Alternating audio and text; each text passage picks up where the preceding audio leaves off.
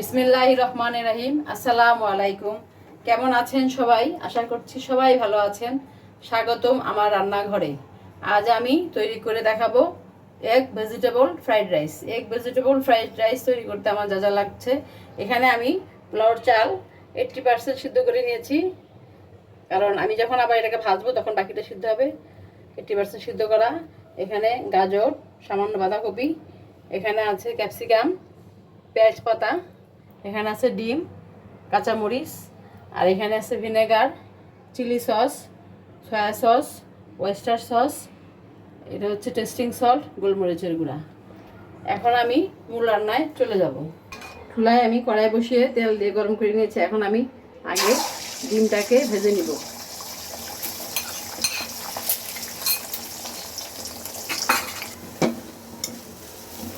কড়াইতে আমি ডিম ভেজেছিলাম, সেটাতে আমি বাঁধাকপি আর গাজরটা একটু হালকা ফ্রাই করে নিয়েছি, কারণ এটা একটু শক্ত গাজরটার জন্য। গাজরটা আগে সিদ্ধ করে নিলাম একটু।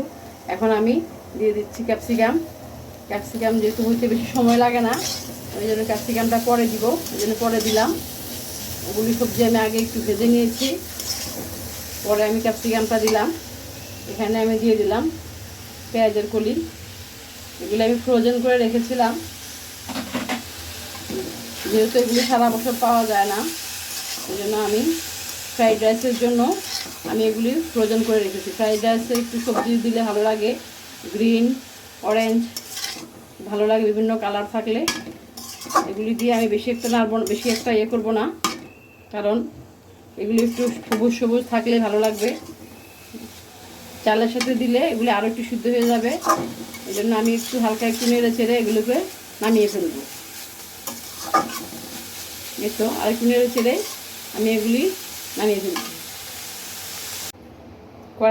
কড়াই বসিয়ে আমি তেল দিয়ে দিয়েছিলাম, তেলটা গরম হয়েছে। এখন আমি একটু থেতলানো রসুন দিব। থেতলানো রসুন দিয়ে রসুনটাকে একটু ভালো করে তেলের উপরে ভেজে নিব, যেন স্মেলটা বের হয়। রসুনের স্মেলটা আসবে, একটু ব্রাউন হবে, স্মেলটা বের হবে।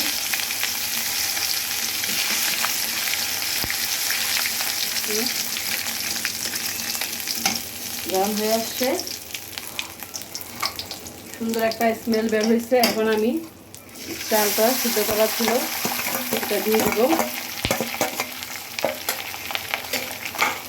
দিয়ে এটাকে এখন আমি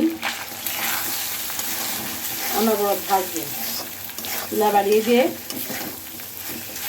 রাইসটাকে তেলের উপরে এভাবে ভেজে নেব।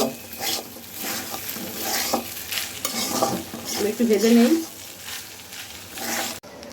তো আমি চালটাকে ভালো করে ভেজে নিয়েছি। এখন একে একে আমি সব মিক্সড করব। ভেজে রেখেছিলাম সবজি দিচ্ছি।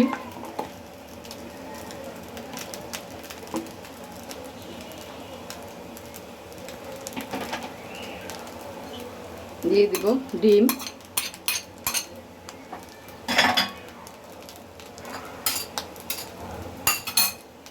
সব সস মিক্সড করে রেখেছিলাম। সস সবটা আমি দিব না, আমি অনেকগুলো নিয়েছি, এই জন্য একটু দিলাম।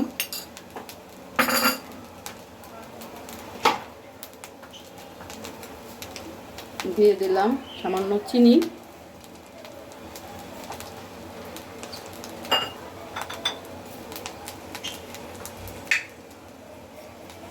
গোলমরিচের গুঁড়া,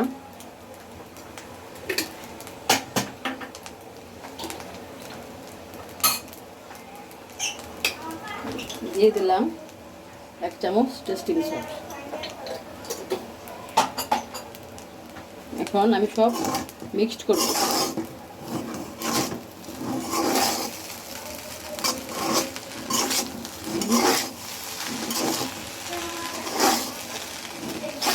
সব একসাথে ভালো করে মিক্সড করব। বড় চুলা বাড়িয়ে দিয়ে মিক্সড করবো আর ভাজবো, তাহলে তৈরি হয়ে যাবে আমার এগ ভেজিটেবল ফ্রাইড রাইস। এভাবে শুধু মিক্সড করলেই হয়ে যাবে। আমি সব কিছু দেওয়া শেষ।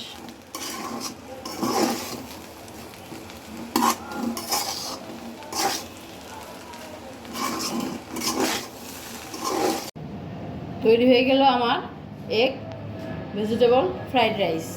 এভাবে আপনারা বাসায় তৈরি করবেন। এখানে আছে চিকেন ফ্রাই, এখানে আছে মশালা চিকেন, এগুলোর রেসিপি আমার চ্যানেলে দেওয়া আছে, আপনারা সেখান থেকে দেখে নেবেন, দেখে রান্না করবেন, রান্না করে বাসার সবাইকে নিয়ে খাবেন। আর যদি ভালো লাগে তাহলে আমার পাশে থাকবেন, আমাকে সাপোর্ট করবেন, লাইক এবং শেয়ার দিবেন। আজকের মতো এখানে বিদায়, আল্লাহ হাফেজ।